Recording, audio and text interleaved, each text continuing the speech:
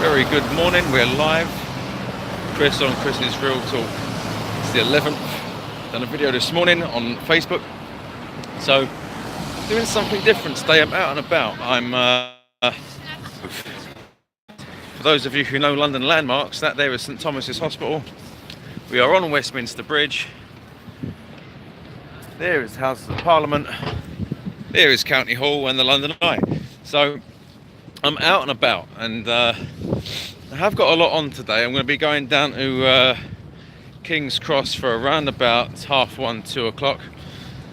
And I thought, because I'm out and about nice and early, that I would... Seagull or plane?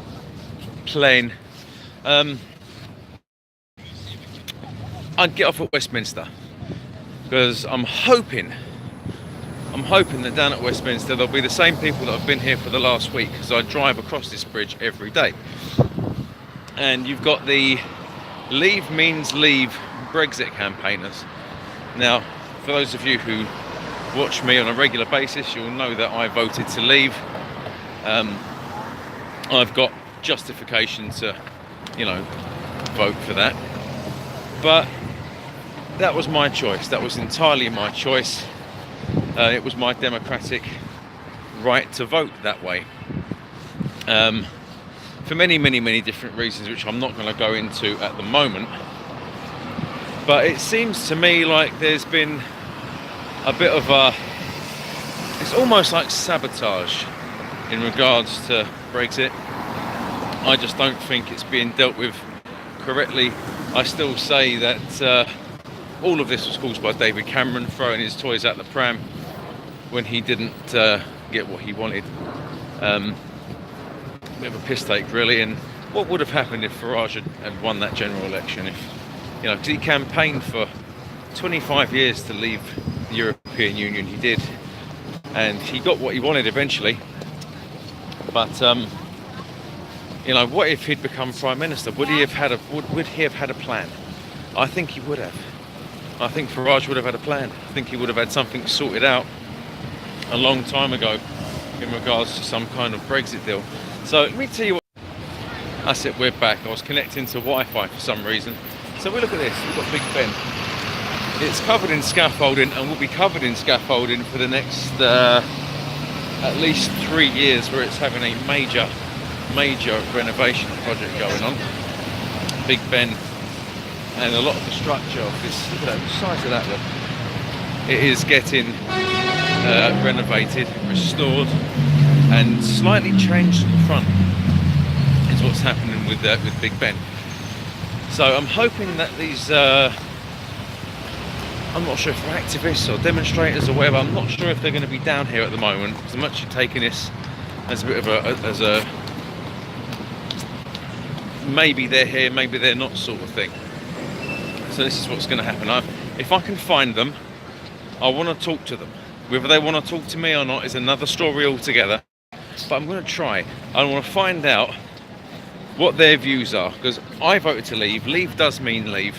But do they want to leave with a deal, with the deal that's on the table, or with no deal at all?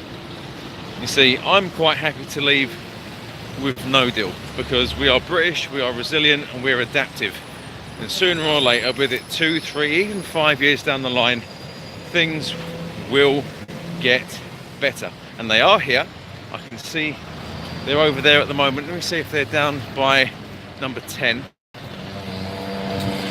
you know what? They are there. I'm going to get across this road. Let me see if they'll talk to me. Let me see if they'll talk to me. Let me see. One sec. Hello. How are you? Not too bad. Not too bad. Leave means leave. I hope so, yeah. Yes, right, I voted leave. Good. Right. I'm currently doing a live on my YouTube page called Chris's Real Talk at the moment. Do you have a couple of minutes that I want to talk to people about why leave means leave?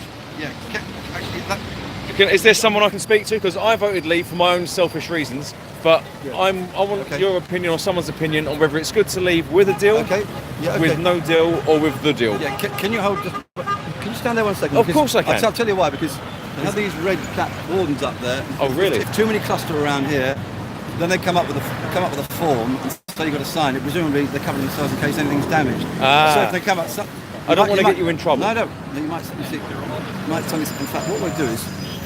Right. For this, we will treat it because I know I'm on safe. I don't want to get you into trouble. That's the last thing I want. Happy New Year, by the way, sir. Yeah, Happy New Year to you. Do you want to stand on the side? I will stand on that side so people can. Well, whatever it is. So I'm live at the moment. I won't put you on camera if you don't want me to. I don't think you really need to. No, but we'll have your voice if that's okay. The general what? Yeah, generally, I'll do what I can. Yeah. Go on. Okay. So I'm looking around in case I get two. Yeah, go on. Not a problem. So, in regards to Brexit, Yep. would you prefer to leave with the deal that's on the table, or no deal at all? WTO, no deal as it. WTO, no deal. Not May's. No, I think May's plan is absolutely diabolical. See, my reasoning for having no deal at all is the fact that I'm listening. Yeah. we are British and we're adaptive. Things will get worse for maybe 2 or 3 years maximum, I think we're resilient people. Things will get expensive, we'll adapt. If you want to buy a German car, it may be 2 or 3 grand more expensive, but we'll pay for it eventually. Well, they might even discount. Yeah, I agree. I broadly agree with that. Of course. Yeah. I just think it's better to leave with no deal than a bad deal. Personal opinion. That's exactly what you promised, wasn't it? Yeah. That's it. Do you need sugar? Just one. Yeah. Sorry. Fine. There's sugar here. Can I leave it down Yeah. here? Yeah. That's fine. I broadly agree with that. I mean, I can just to reinforce that. I voted for sort of lots of reasons: sovereignty. Yep. Exactly. Now it. Never. Good on you. And of course, democracy now is this. It's all about democracy now. So whilst the Remainers might say, well, we didn't vote to be poorer, we didn't vote to have democracy ignored. That's why it's so important. Sugar in the other Thank you, Robert. Thank you. Robert's another. Yeah, you're not on the camera. I'll just keep looking there. I don't want to get you in trouble. So, I'm retired anyway, but it's just how it is. So democracy really is very important, and I think across the country now there's a general feeling of disgust and contempt. It's contempt for the will of the people. Exactly, because we voted to leave, and regardless of how much it was the margin, it's a democratic vote, and the people spoke at the end of the day. Precisely, that's what it is. And if you had the Remainers say it's divisive, well, if they persist in going for second referendum, that's going to make it more divisive. So and that goes against the will of the people. Because that was it going to be best 2 out of 3. Well, exactly. Three, 4 votes. Because if there was another referendum and it went 52-48 the other way, I would accept that. I'd be out campaigning. I'll be out campaigning for 20 years. Yeah, I mean, things what annoys me is the way Theresa May says, no more vast sums of money. But she didn't say no more sums of money. She said no more vast sums. So for me, it's playing with words. We're still parting with, let's face it, large sums of money to the European Union for something which we're not getting good value for. Yeah, well, we've been a net contributor for 40 years, I think 1975 to 2012. 1 year, I think we were a net beneficiary. And of course, when you send the money to the EU, when it comes back, well, they dictate how you spend it. And you've got the foreign aid budget as well. You can bet your bottom dollar the EU will have some say in that. That's another 15 billion, 0.07 billion of GDP. Also, there'd be money deposited in the World Bank, the International IMF, for contingency in case the Eurozone goes bust, because you can bet your bottom dollar we put money in there. That's what it's all about. Of course. So that's even more money. So up and up and up it goes. See, one thing I've been concerned about is the European Union taking away sovereignty. That's what I see. And it seems to me that if you look at the bigger picture within the next 20 years, that there will be no more European countries, just one massive European continent with every country becoming part of the United States of Europe. That way they all become states, all sovereignty is taken away. Yeah, thank you. And it just seems that as one of the biggest contributors to the European Union, what we actually get in return for what we give is very, very little, and we get undermined and disrespected by the rest of Europe.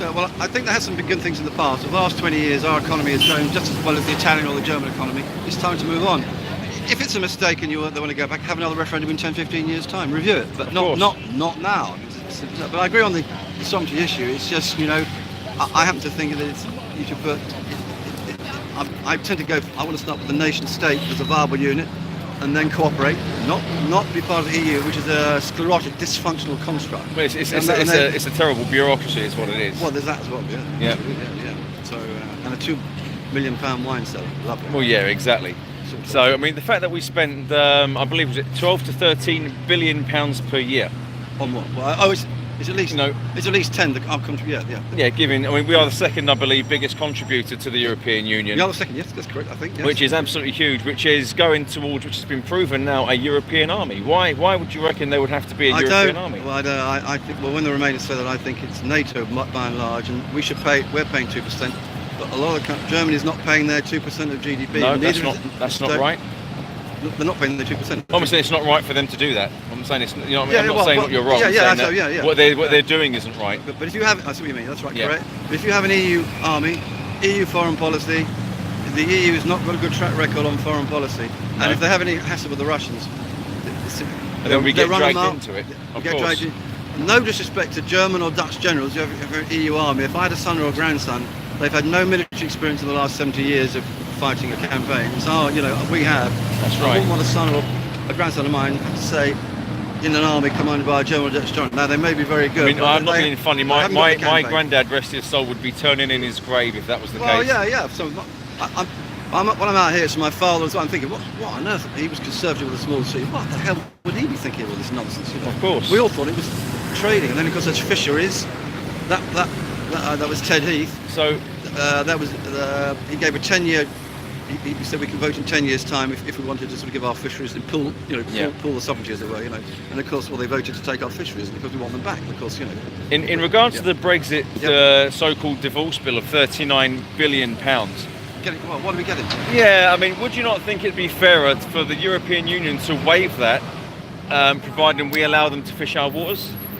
Well, there may be leverage. There's going to be leverage here and there, but I think we should be in control of our own waters because our fishermen were paid. You get out of the way. Our fishermen, sorry. Our fishermen were paid not to fish. So when Norway, at the same time that we entered, Norway put it to the vote. They realised their fisheries would be in jeopardy, and they voted against coming in 52-48 against going in. Right. And of course, good luck to them. And they saw it. We didn't. Our fisheries people were asleep, So, and then of course at Peterhead, I think there's an EU grant there to sort of change the whole construct of Peterhead, so the large EU boats can get in, take our fish, process it.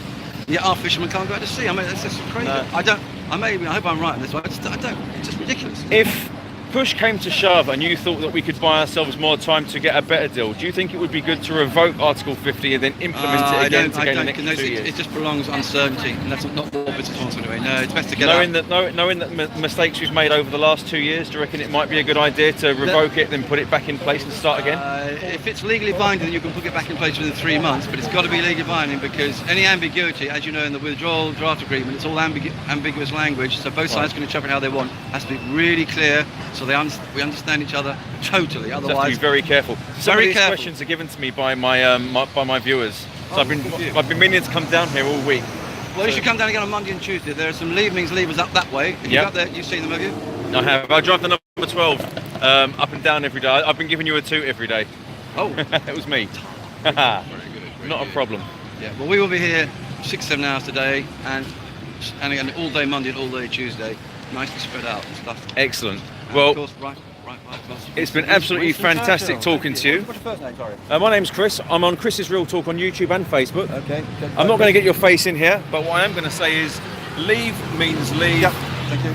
We voted to leave. We don't want anything else. We just want to leave. We're fed up with being bossed around. A clean break. Yeah, we want a clean break. And the thing is, from my point of view, it's a case of we have been, as a nation, conquered for hundreds of years. We don't want to be conquered anymore. We just want a clean break. We want to be who we are without being bullied around by the rest of Europe. And also, the rest of Europe has been forbidden from making independent trade agreements with the UK, which is, again, the European Union showing how much they want to bully the rest of Europe the way we've been bullied. And that to me, that's not very fair. So, thank you very much for watching, everyone. I'm at Westminster.